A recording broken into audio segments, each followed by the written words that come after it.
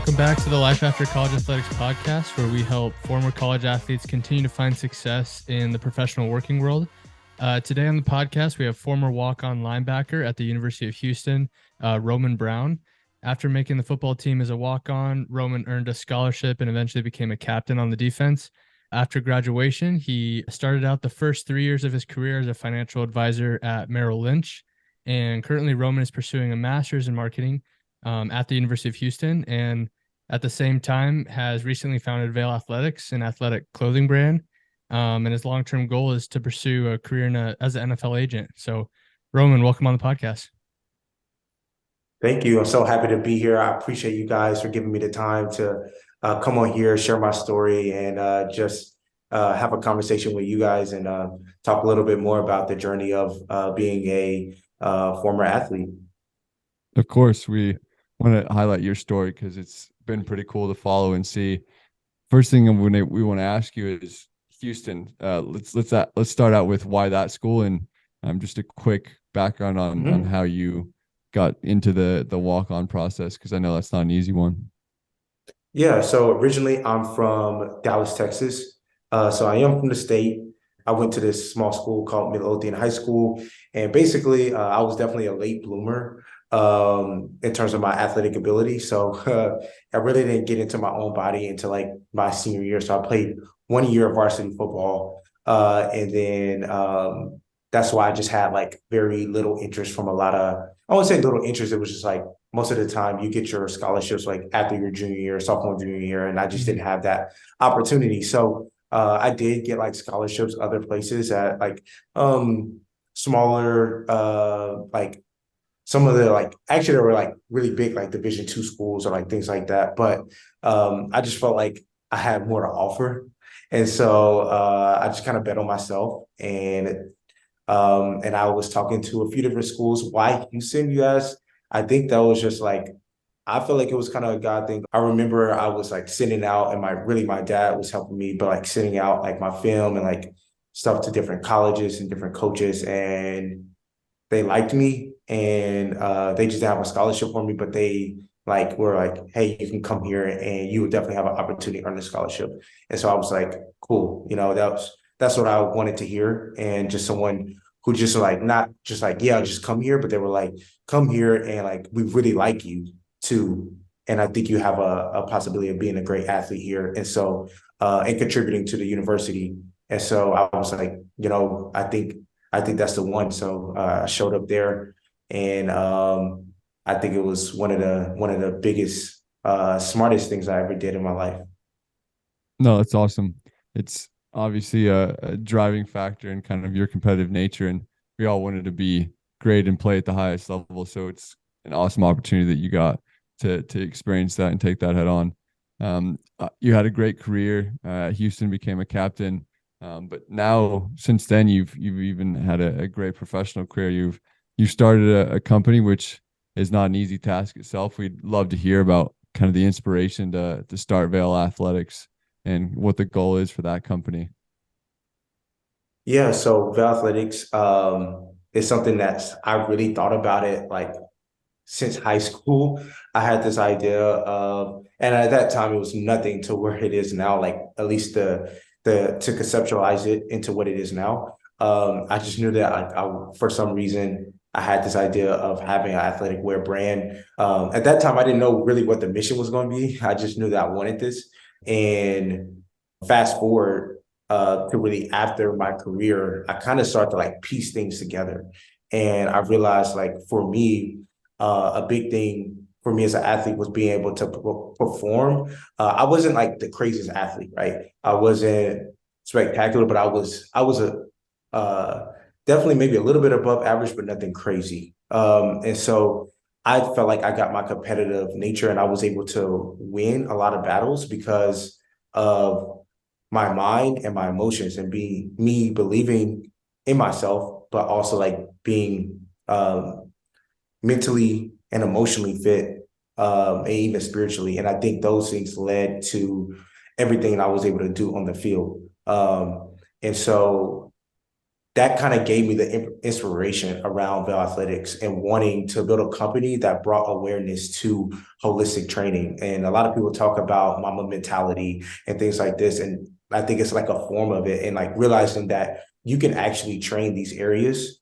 And I know we are athletic wear company, but that's the mission, is to create the highest quality performance wear, but also reshaping the way athletes train. And I think not just thinking physically, or I think for a long time, when it comes to athletes, we thought physically. And then eventually people were like, okay, you need to actually feed your body with great nutrients and things like that. And I think that was a huge step. But I think the next wave is actually people training your mind and really going deep into that on an everyday basis. And so I just wanted to bring awareness to that. I got a couple questions and a couple takeaways, and I'm sure Jake does as well. Looking at your guys' like company website, I do like the mama mentality and kind of that emphasis on hard work beats all, because I think it's important. Like when things are said and done, you can't always rely on talent. I think like the saying goes, when talent fails to work hard, hard work beats talent, or something along those lines. Um, I like the ideal. What is the emphasis for Vail Athletics on that? What is kind of the motto of the company? Do you guys have a slogan, or is there a catchphrase that goes along with Yeah. Vail Athletics? Yeah. So our motto is, in all things we prevail. And it's kind of just this thing like, no matter what barrier is in your way, no matter what you're trying to overcome, find a way to prevail. And I think that's um a mindset thing, but I think it's also just something that I felt like I went through personally in my career. And I wanted the company to think about from the lens of that, and like a brand around that. Our why is for people who have a vision. So it's really for visionaries, really, who happen to be athletes, who have a dream or a passion. And even if you're not an athlete, to be honest, but if you have like a dream or a passion or something that's beyond yourself that you want to achieve, you're going to find a time where there's going to be barriers to getting to that point, and you just want to do anything it takes to find a way to prevail and overcome any barriers. And that's kind of the group of people that we want to be attracted to our brand. That's who we're looking for in terms of brand ambassadors. So that's really our motto. One thing that you said, the one sentence that really stood out was, I bet on myself. And you said that when you went to University of Houston. How do you think that taking that step and betting on yourself, for one, helped you like spiritually and emotionally as a football player, but also with starting Vail Athletics as well? I think that I would have never, in my opinion, had the confidence really to start. I mean, maybe I would have, but I feel like going through that process gave me the confidence, one, to start Vail Athletics, Mm-hmm. knowing like I did something, like a lot of people said that I couldn't. Like I had a lot of people that said I could. I did. I had my family. I had a great support system with me, like believing in me. But I definitely did have, even coaches or certain people just thought that like there was no way I could play at that level, right? And I think going through that, and betting on myself gave me a little bit more confidence. There was like a time where I was like, man, I don't know. Like I'm a fifth string linebacker. Like I'm not getting no reps, and I don't know what's gonna happen here. And I think that's where, for me, spiritually, it definitely developed as well. Cause at that time I was like, man, I gotta, for me, trusting in God, that's where my spiritualness comes from. And I was just like focusing on that, and then focusing on what I had to do to get better, and like leaving it up, if for the rest, I can only control what I can control. And I think that from that, it just it bled into Vail Athletics. I think that confidence that comes with betting on yourself bled into Vail Athletics. Yeah, I love that, because I think a lot of entrepreneurs, if they didn't go through college athletics, this is kind of their first jump into entrepreneurship, where I'm betting on myself, and I'm playing with the chips that I have, and I have to figure out how to do this. Where I think it's pretty powerful if an entrepreneur has gone through the college athletics, especially as a walk-on like you have. You've already bet on yourself. You've already proven yourself that, like, I know my worth. I know how to play with the chips I have in order to get the outcome I want to achieve. And so, where Vail Athletics goes, who knows where to look like in 5 or 10 years. But I think that when you're starting a company and you're confident in yourself and you have experience doing other things, even if it's not with, like athletic wear, that's a pretty powerful position to be in. Yeah, I definitely agree with you. I think it is the thing. It's like you've been through something, you've seen it through, and then you just believe that you can do it again. And I think just in a different way. I think um, that's a part is being able to transfer that. And I know we'll probably talk about that, but just being able to transfer those skills into that you learn and transform that into the real world, into your business, into your career, or whatever you're doing. But I think it should at least give you the confidence and knowing that, like, I have these skills. I just have to find a way to harness them and put them into a different arena. What has been like some of the biggest pitfalls with starting the company? What have you struggled with, and have you overcome them, or is it still stuff that you guys are struggling with? Yeah, we've been through a lot because we kind of started like our journey originally like in the middle of COVID, and that was really hard for like manufacturing companies or us to like get our clothing, get our product. Our manufacturers in the US, which is rare for a lot of starting companies, but they got product from overseas, and which is very difficult, I think, to work in. So that was like our original already like hard kind of moment. And then me and my business partner, Kenneth, we put a lot of work into it and a lot of money into it.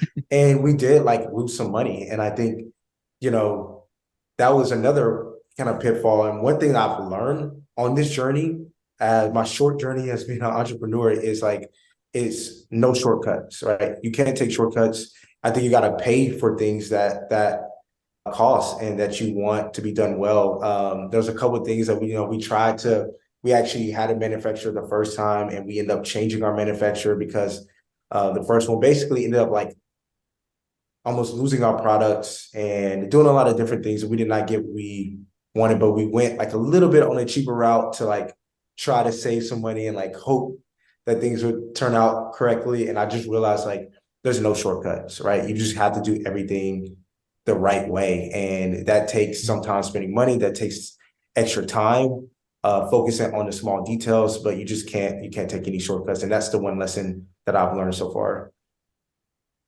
For a entrepreneur who's going to start a consumer good, like a durable good, similar to a brand as yours, or even something just wearable, what is the most valuable lesson you learned from the relationships you've had to create with manufacturers, and how do you depict the good ones versus the bad ones? In terms of how I depict the good ones from the bad ones, I think off the bat, their process.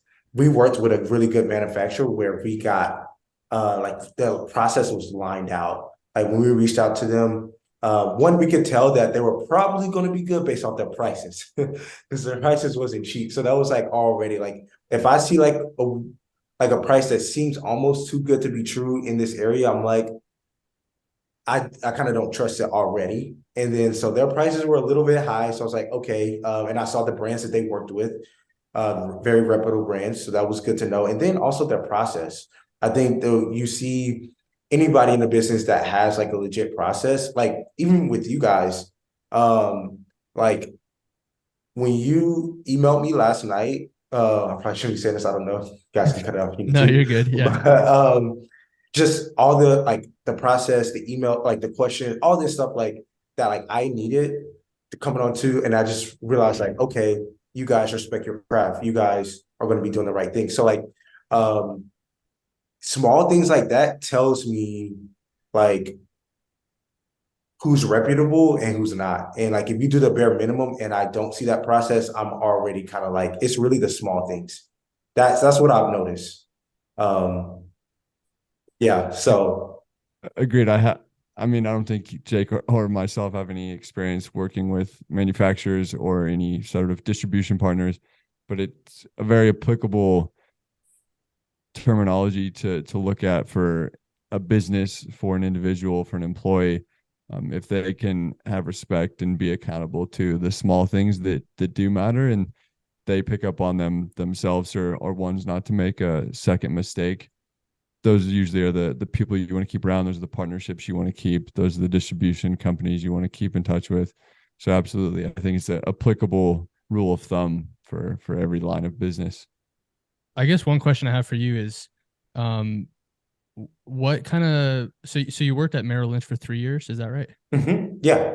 So what was kind of the motivation to go straight into Merrill Lynch as a financial advisor after college versus going out and doing Vail Athletics right away? If this was something you kind of had in your mind and like this is my personal goal in high school. Yeah. One, I think number one, money. I think I needed a paycheck. Like when I was coming out, like I was like, I need the finance to really put my money into this business. And because like I kind of bootstrapped, which, down the road, there could be investors, there might be other funding, but like at the time, definitely was just bootstrapping. And so I needed the finances, but like, I don't think that was the only reason. I think also, I don't think I was necessarily ready at that point to be a full-time entrepreneur. I think that I was ready to like my thought process all the time is like I was always a little bit passionate about entrepreneurship in a sense. Like I felt like I was always meant to be that. Um, Almost as just as much as I felt like I was meant to be an athlete. And I think that like when I was growing up in middle school, like I used to have this like lawn mowing business, and like I would go around and like pass out our cars, and like we would go like mow lawns and like do all this stuff. And like and I had like other things like that too. And I just felt like I had this entrepreneur spirit. And so I felt like I wasn't there yet, but I had always planned, and I thought, and it's funny because I always thought like I would work at a company for like 2 to 3 years and then get experience and learn and then start my own business. And I know that like Merrill Lynch is very different from anything I'm doing now. But Merrill Lynch did teach me a lot about the business, like business world, client management, and being professional and like all these different things. And I think it helped me, one, just figure out like how can I transfer the skills from an athlete to the real world. And it gave me time to really do that and learn how to do that, which I'm still learning really. Aren't we all? I really relate to that because like I've talked about on the podcast, like I'm a software engineer at Oracle right now. So this summer will be kind of my 2 year mark of when I joined. I joined July of 2021. And yeah, I think like Rylan and I both had like in the long term, when we look at our future, we have the entrepreneurial kind of spirit and we want to pursue that. But yeah, everyone always talks about like you need to go and start a business when you're 19 and then it grows and then you can, sell it when you're 24 for the $30 million. And then it's kind of like sometimes, especially like as a college athlete, when you're in college, you're so caught up with sports and like that's your thing, like that's your business. We had a Yeah. guest on the podcast, John Howe, and he said, when you're playing, like that should be your business and that should be your focus. Be the best football player you can be. And then when it's over, then transition. And so I think that even getting, whether it's 2, 3, 5 years of real working professional world, working for someone else and building their dream and kind of feeling that, it almost makes you more hungry to go and build your own dream later. And it gives you, like a financial stability at least, so where you can kind of emotionally get right, financially get right. And then now I'm like, okay, now I'm ready to jump off and really bet on myself again. So I don't know. I kind of spoke for you, Rylan, but I'd love to hear your thoughts too. No, I'm in agreement. I mean, my long-term goal obviously is kind of to have my own investment opportunities and potentially my own business. But I think the structure of having a strategy in place is important. Sometimes people get lucky and you see entrepreneurs who start a company or start a brand and they scale immediately. They're doing Yeah.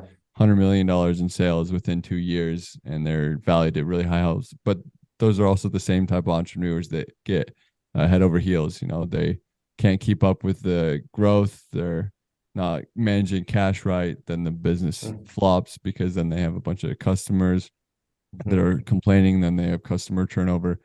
But I think if you have a plan and somewhat of a strategy in mind, and that strategy would likely come from your experience in the corporate world, doing that time and seeing how other people manage their money, looking into how other people run their businesses and maybe how a business might be better run, and kind of developing your own thesis is important. And you've done that, Roman, as an entrepreneur, and that's probably why you're continuing to be successful or see success in that field.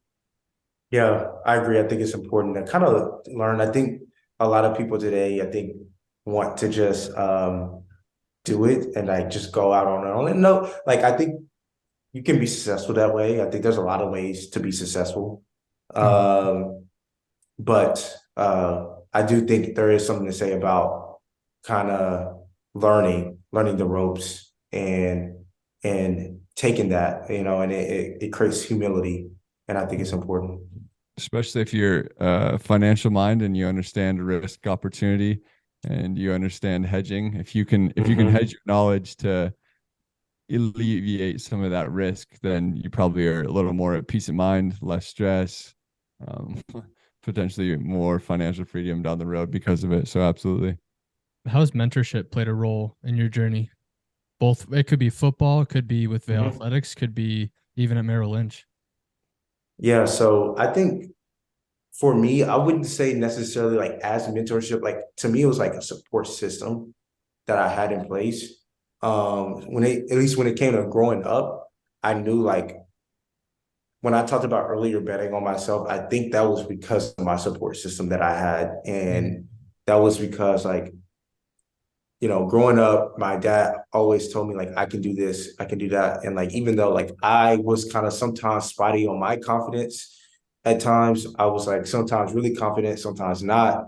And you can see that in what I when I played and like based off my confidence, but like I do think that support system, knowing like, okay, my family, my dad, like they really believe in me and they speak life into me, like that helped me kind of move forward and feel confident.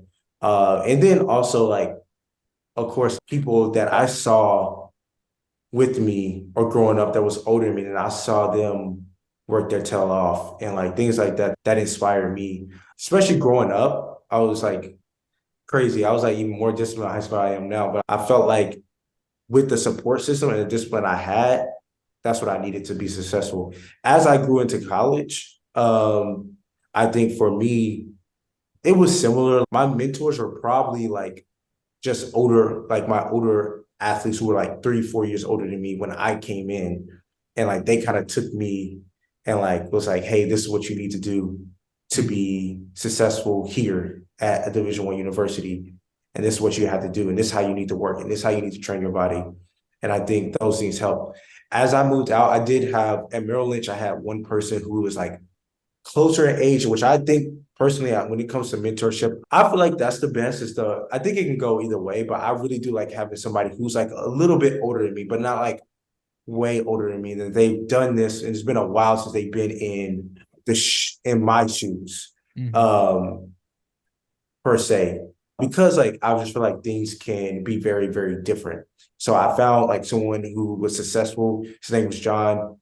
He was successful at Merrill Lynch, but he was just in my shoes a few years ago. And so he was really the guy who was like showing me kind of the ropes and helping me be successful. So I do think in every area to try to find that person that you can lean on to. And that's what's helped me so far. I'm still trying to find, I guess now that I'm like in a different sector, I'm trying to find that same leadership or that same mentor. But so Mhm. far, that's what I've had. I think that's great. You get the most out of a mentorship when they are only a couple steps ahead of you, just like you said, because they're kind of fresh out of it. So I kind of look at an analogy of if I for some reason could book a meeting with, I don't know, Elon Musk, right? Like what does Elon Musk get to teach me that I can actually implement today and take action on? Like we're kind of at different levels. Like he would be an awesome mentor, and Yeah. he's done amazing stuff and he's doing cool stuff for the world. But like, what am I going to learn today that I can implement today or tomorrow to do something, you know? But I like, for to give my own example, pursuing multifamily real estate. There's a guy named Cody Davis out here in Washington, and he owns multifamily, and he's about my age. But as far as like his career in multifamily investing, he's a couple years ahead of me, and I'm like, dude, I want to latch on. Like, let me like learn from you, and what steps have you done? And that's been great. So I 100% agree with everything you said. Yeah. I think it just makes sense. Yeah, Jake, that's huge. I think that's not something a lot of people know about, especially young college students probably don't. They probably see the very successful businessmen and women and entrepreneurs that are most likely elder and see them as the ultimate mentor because of their name and status. But like you said, those people are so far into their career, the immediate thought probably for them is just a high level of what someone can do to get to where they are. But it Mhm. is best to talk to someone who has done it more recently, someone that's kind of doing it in the same time, because even a portion of that applies to market dynamics. You know, you're not going to ask someone who started a business 20 years ago how it's done, because it's not done the same way as it was 20 years ago. One question we wanted to ask is, what do you think most people misunderstand about you the most? Um, I think it's my personality. Overall, I think basically I was never like really stuck in a box. I feel like people like want to categorize you and put you in like, okay, this is the things he likes. This is the type, and I've just never been that way. I've been able to have very broad friend groups, and it's just how I am. I was able to like be in finance, and I'm also like able to do like really, I like really creative things. And like I've just been like very broad, obviously like now like being in the athletic industry. So I just think I can go a lot of different ways, and I find a lot of things interesting. And I think my personality is kind of like that. And so people find that sometimes like a little weird. Like I'll have this friend group, I have this friend group, or like and I can like really really blend with anybody. I agree on that. I think it's there's a lot of like stereotypes out there, and people want to put college athletes in a box. They look at you and you're like, "Oh, you're a college football player. You're probably, just trying to make it to the NFL. You can't really Mhm. be creative and make a company and be a financial advisor. Like you're just a football player." But that's like, no, I'm Roman. I'm not a football player. I'm Roman. That's interesting that we see that. I mean, even when we enter into our professional working world, like being in finance, I get the finance bro comments and remarks a lot, and I'm sure Jake is looked at as quote unquote a nerd for lack of better words because he's in software engineering. But there's Well, and like we a lot actually have more. conversations about finance bros and make fun of you for it. Like some of my coworkers live in Austin, and like they're into the Austin office, and like on Slack they'll send us a message, "Hey, I saw the finance bros today. I'm so glad I'm not one of them." That's fair. I mean, it doesn't help that there's meme pages all over the internet for it, but Yeah, no. yeah, fair enough. But no, it's just interesting that it's wherever you are, but nobody lets that define us, especially us as athletes. We don't let anything define us. I feel like we have a strong sense of we're going to be whoever we want to be. From your perspective, being a few years removed from college athletics and now doing a couple of different things in your professional career, what advice would you have for someone who's just graduating college, and maybe that be advice directly correlated to starting an apparel brand or just starting a consumer goods company? One, I would say I think have confidence before you do anything. To me, it's not about like the X's and O's of starting a business or X's and O's of being great at apparel industry, or if you're going to finance, whatever career you're going, like I think you can always learn that, right? But it's about the culture you set up individually. And I think you need to make sure that you're right mentally, emotionally, spiritually before you do anything. Or just like know that that's what it takes. Like you need to be in a great mindset. And I'm speaking to myself because that's something, and I probably should have said that before. Like that's one thing I've learned as well. It's like as when you're being an entrepreneur and you're trying to spearhead and start a company from the ground up, you have to be, and whether you're leading people or just leading yourself, and you're a solo entrepreneur, you have to be right mentally, emotionally, spiritually every single day. And I think uh that's the thing that I would give advice on. And so a lot of times, especially as a former athlete at a high level, if you play athletics at a high level and being good at it, a lot of times people have been telling you you're really good at this for a long time, and you get confidence by that. And I think when that goes away, it's easy to lose your confidence because not everybody's telling you you're great anymore. And matter of fact, you're kind of starting behind your peers per se because they've been focusing on their career or thinking about this or that once they got done graduating. And like at least for me at that high of a level, a lot of times you're just focusing on being really, really good at your sport, which you, I guess, should, because they are paying you to do that. And so, but I think that you're kind of starting behind and no one's telling you you're really good at this anymore. So you got to tell yourself, and you got to find either a mentor or a support system that's willing to remind you of who you are and what you're capable of. And I think that's where you should start. You talk No, that's about like being right spiritually. Your brand as Vail is a holistic approach, right? Body, mind, Mhm. and soul. So what role has being right spiritually played in your journey?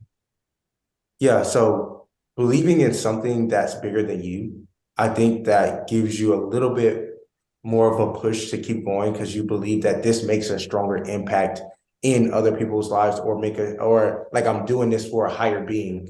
It's not just me, and I think that at least for me, I found that definitely motivates me more. You know, it gets to a point where like at least in my entrepreneurship journey, I realized like first you start out for yourself a lot of times, and you get to a point where it's like this is so difficult, it's really not even about me anymore. You start thinking about other things. For me, that's been spiritually like and some people may think about, you know, their family or whatever the case might be, but uh for me that's always been like, man, if I truly believe when I didn't go to like I I had trained for my NFL pro day. I did all that. I had a bad agent experience. I had a lot of things going on in my journey as a my journey to hopefully become an NFL athlete. And I think that I really believe that God had kind of, I guess he had kind of pushed my life in a different direction. With that, I feel like he put me in this direction for a reason. There's something I'm doing here, and I'm not going to just quit as easily. Like I'm not going to give up that easy if I really feel like this is where I'm supposed to be or this is what I'm supposed to be doing. And the same with me as an athlete. When I was at University of Houston, and I decided to like walk on at University of Houston after like 2 years, 2.5 years in, I was like, oh, like I don't know if I'm supposed to be doing this. Like the only one thing that kept me going is like, okay, I really, really believe like, and God kind of reassured me, but I feel like that's where I was like, okay, that's where I'm supposed to be, and I'm gonna make this thing work. If not, like I could have probably transferred or went somewhere else, did something different, and I wouldn't have got, you know, the blessing or got to where I was supposed to be right now. Yeah, I think you walk through the doors that are open and you go different directions if God closes those doors. I think that's been my experience through athletics and also just in my career as well. As I think if you pay attention to the world, God has a plan for you. And um as I'm going through life, like if you are looking for signs of God, he'll show you the signs. Like he will show you that like this is the path you're supposed to pursue. And I think that even if he's not showing you the signs and he's not showing you which doors are closed and are open, if you are just working hard and you're going through every day like intentional about everything you do, it'll happen naturally and he'll lead you along those paths. So yeah, that's cool to hear your story. before we go into the kind of closing remarks in the last section of our podcast, I wanted to ask you about the I pulled up the Vail Athletics website quick. When Mhm. can people go on there? I mean, I'm interested because I definitely only like wearing black athletic apparel when I work out. I sweat You're wearing all so black bad, right so now. I got to cover up those sweat stains somehow. So I'm a black apparel wearer through and through. Where Okay. can we win? I guess I should say win because it looks like it hasn't been So released yet. yeah, so we have our first collection called it's called Dark Mode. So it's all black wear, right? It's going to be right now you can actually pre-order, but our initial drop will probably be happening within we're still figuring out the date, but within the next few weeks to a month. We just got our product in. Now we're looking to ship it out in a few weeks. If you follow our Instagram page, that will show like everything Vail Athletics at Vail Athletics on our Instagram page. I think it's same for our TikTok. So I will follow those pages because we're gonna have a lot of updates. But drop date will be announced pretty soon. Okay, awesome.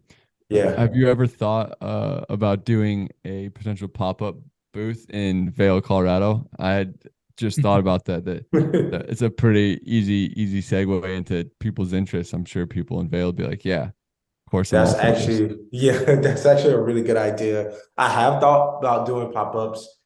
We haven't thought about doing it Vail, and I guess that honestly that's a great idea because Vail with the Vail in Colorado, I Yeah. was so worried. So when we created the name about because it really actually started with Fly Sports. That was supposed to be the name back when high school when I first originally thought of it, and then a couple years ago we changed it. Me and my partner we thought about it. It was like that's too like easy. Like we're Vail Athletics, it was like a little bit thing, and which is short for Prevail, right? That's our thing. So we was kind of worried because like well people always get it mixed up with Vail and you see all these things in Colorado and like right so we were always like worried that people would think like this is Vail, Colorado every time they hear Vail. But I think that's something that we definitely could do and that could be a great kind of play on words there.